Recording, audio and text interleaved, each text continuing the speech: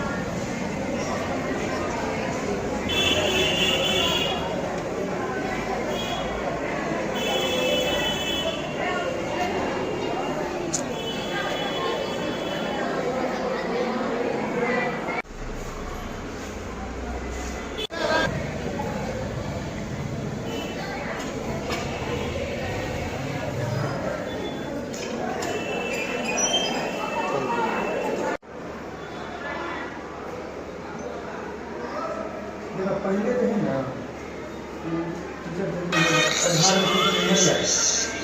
राजकुमार जी नाम कहिए, हम दौड़ के करवा देंगे।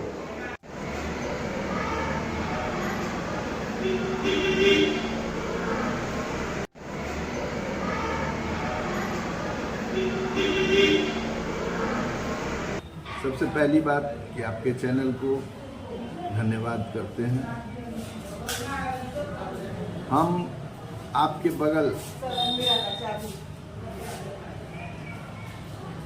हम आपके बगल में ही थे बलुआहा स्कूल में, और अभी प्रमोशन में 23 तारीख को हम इस विद्यालय में पदस्थापित हुए। जब हम यहाँ आए तो स्कूल की व्यवस्था को देख करके मन विचलित हो। जब मेरा ही मन विचलित हो जाएगा तो यहाँ जो बच्चे आते हैं उसका ठहराव कैसे होगा। तो थोड़ा सा हमको चिंता लगा कि इसमें कैसे रहा जाए, कैसे क्या किया जाए।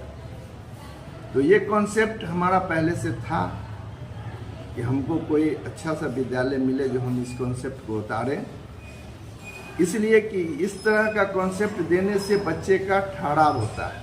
सबसे पहले तो हम बच्चे का ठहराव करें, जब बच्चे ठहराव में रहेंगे तब फिर शिक्षा की बात करें। जब गंदगी रहेगी, बच्चे रुकेंगे ही नहीं, व्यवस्था ही सही नहीं रहेगा, तो वहाँ पढ़ाई किस तरह से हो सकती है। तो इस चीज़ को हम ध्यान में रखते हुए ये कॉन्सेप्ट को हमने उतारा कि जिससे बच्चे का मेरा ठहराव हो। और आप देखते होंगे कि कोई भी जगह जाते हैं घूमने के लिए, कोई पार्क हो, कोई भी चीज़ हो, वहाँ क्यों जाते हैं? इसलिए जाते हैं कि वहाँ साफ सफाई, सुंदरीकरण रहता है, तरह तरह की चीज़ें रहती है, उस पर बच्चे आकृष्ट होते हैं और वहाँ बार बार घूमने के लिए जाते हैं। तो ये उद्देश्य हमारा था कि बच्चे का ठहराव करना है, इसलिए हम ये कॉन्सेप्ट को अपने विद्यालय में उतारे। दूसरी चीज़ कि हम भाग्यशाली हैं कि जिस धरोहर हमको मिला है, जो पद मिला है, इसी स्कूल से हम पढ़े भी हैं और यही स्कूल है जो हमको इस पद पे लाके बैठाले भी हैं। तो ये हम बहुत बड़े भाग्यशाली हैं। और पूर्वज से, अपने गुरुओं से हम सुनते आ रहे हैं कि विद्यालय जो होता है वो सरस्वती का देन है, मंदिर है, सरस्वती का मंदिर है। तो जब सरस्वती का मंदिर है तो मंदिर में साफ सफाई अगर नहीं होगी तो वहाँ पुजारी कैसा है? तो सबसे पहले तो साफ सफाई, मंदिर का रखरखाव होना चाहिए, फिर वहाँ पुजारी सही हो। तो ये सब हमारे दिमाग में चलता गया, हमने करते गए। और जबकि तत्काल अभी तो पूर्णतः हमको प्रभार भी नहीं मिला है, लेकिन हम अपने विवेक से, हम अपने जो इच्छा शक्ति थी उस हिसाब से हमने काम किया है इसमें।